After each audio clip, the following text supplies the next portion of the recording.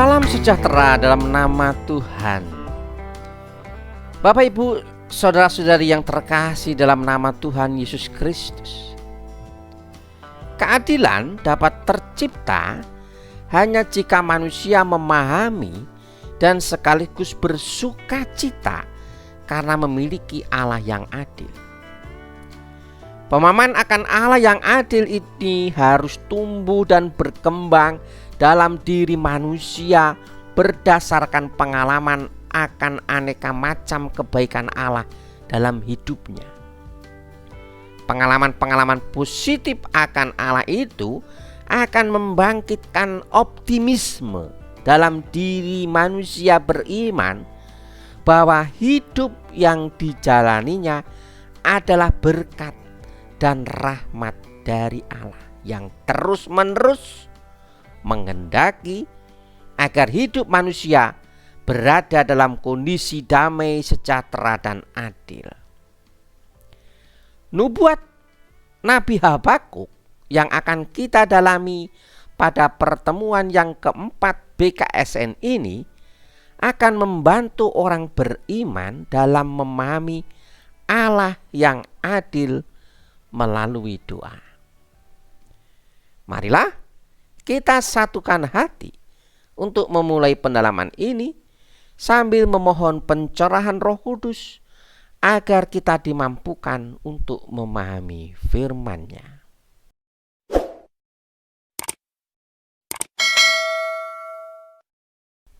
Bapak, Ibu, saudara-saudari yang terkasih dalam nama Tuhan, marilah kita membaca kitab Nabi Habakuk bab 3 ayat 1 sampai dengan 19. Doa Nabi Habakuk menurut nada ratapan. Tuhan, telah kudengar kabar tentang Engkau dan pekerjaanmu, ya Tuhan, kukagumi. Hidupkanlah itu di zaman ini, nyatakanlah itu di zaman ini. Dalam murka ingatlah akan kasih sayang. Allah datang dari negeri Teman, yang maha kudus dari pegunungan Paran. Keagungannya meliputi langit, dan bumi penuh dengan pujian kepadanya. Ada kilauan seperti cahaya, sinar cahaya dari tangannya, dan disitulah tersembunyi kekuatannya. Di depannya berjalan sampar, dan wabah mengikuti jejaknya. Ia berdiri dan berguncanglah bumi. Ia melihat dan bangsa-bangsa dibuatnya gemetar. Hancur luluhlah gunung-gunung yang ada sejak purbakala, dan bukit-bukit yang berabad-abad menjadi rata. Itulah lintasannya berabad-abad. Aku melihat kemah-kemah orang Kusyan di bawah tekanan, dan tenda-tenda tanah Midian bergetar. Terhadap sungai-sungaikah, ya Tuhan, terhadap sungai-sungaikah murka-Mu menyala-nyala? Atau terhadap lautkah amarah-Mu ketika Engkau mengendarai kuda-Mu dan kereta kemenangan-Mu? Busur-Mu telah Kau buka telanjang, telah Kau isi dengan anak panah. Keluarlah sungai-sungai dari bumi yang Kau belah. Melihat Engkau, gunung-gunung gemetar, air bah menderu, lalu samudra dalam memperdengarkan suaranya dan mengangkat tangannya. Matahari bulan berhenti di tempat kediamannya, ketika cahaya anak-anak panah-Mu melesat dan kilauan tombak-Mu berkilatan. Dalam kegeraman Engkau menginjak-injak bumi, dalam murka Engkau mengirik bangsa-bangsa. Engkau bergerak maju untuk menyelamatkan umat-Mu, untuk menyelamatkan yang Kau urapi. Engkau meremukkan pemimpin kaum fasik, melucuti bagian bawah sampai lehernya. Engkau menusuk dengan anak panahnya sendiri kepala tentaranya, yang datang seperti badai untuk menyerakkan aku dengan sorak-sorai, seolah-olah mereka menelan orang tertindas secara tersembunyi. Dengan kudamu engkau menginjak-injak laut, timbunan air yang bergelora. Ketika aku mendengarnya, gemetarlah hatiku. Mendengar bunyinya, bergetarlah bibirku. Rasa nyeri masuk ke dalam tulang-tulangku, dan langkah kakiku gemetar. Dengan tenang akan kunantikan hari kesusahan yang akan menimpa bangsa yang menyerang kami. Sekalipun pohon ara tidak berbunga, pokok anggur tidak berbuah, dan hasil pohon zaitun mengecewakan, sekalipun ladang-ladang tidak menghasilkan bahan makanan, kambing domba terhalau dari kurungan, dan tidak ada lembu dalam kandang, aku akan bersuka cita di dalam Tuhan, bersorak-sorai di dalam Allah penyelamatku. Allah Tuhanku itu kekuatanku. Ia membuat kakiku seperti kaki rusa. Ia membuat aku mampu berjalan di tempat tinggi. Demikianlah sabda Tuhan. Syukur kepada Allah.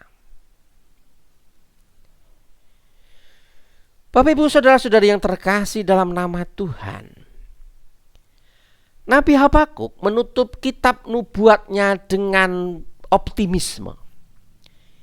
Ia melihat bahwa Allah terus-menerus mengusahakan yang terbaik untuk umat yang beriman kepadanya, sekalipun semuanya nampak terbenam dalam kehancuran. Bagaimanakah Habakuk tetap memiliki optimisme di tengah kehancuran yang dialaminya? Optimisme dalam diri Nabi Habakuk itu tumbuh dan berkembang bukan pertama-tama karena telah menerima aneka macam hal baik yang dialami manusia. Tetapi optimisme itu tumbuh dan berkembang berkat dialog atau doa secara intensif dengan Allah, Sang penyelenggara kehidupan sekaligus Sang sumber keadilan. Hanya melalui dialog dengan Allah, aneka macam pertanyaan, keberatan, sikap iman, dan keterbukaan terhadap semua harapan untuk dapat mengenali, menafsirkan, dan memahami jalannya sejarah dan masalah manusia akan diperoleh jawaban oleh seorang beriman.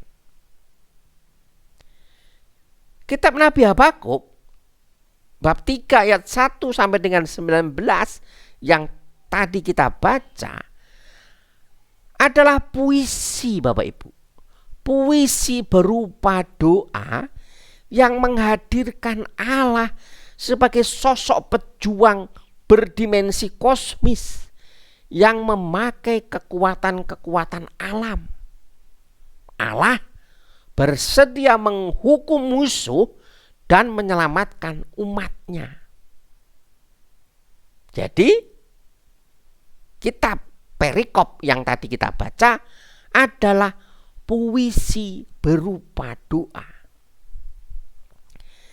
Dalam penulisan kitab nubuat Habakuk, puisi itu menunjukkan bahwa Allah sendirilah yang berjuang melawan ketidakadilan yang dialami umatnya. Bapak ibu saudara-saudari yang terkasih dalam nama Tuhan, iman yang benar adalah iman yang tekun setia, bertahan bahkan dalam periode krisis sekalipun, sebagaimana yang diungkapkan Habakuk sebagai suatu kepenuhan hidup orang beriman.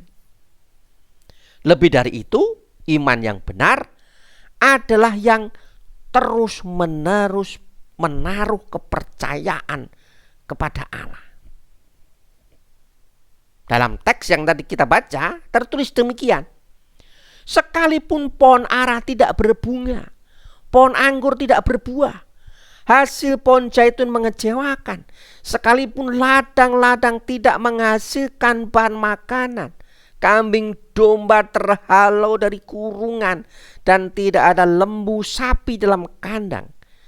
Namun aku akan bersorak-sorak di dalam Tuhan, beria-ria di dalam Allah yang menyelamatkan aku. Bapak Ibu Saudara-saudara yang terkasih dalam nama Tuhan, apakah pesan dan penerapan kitab dalam perikop ini dalam hidup kita?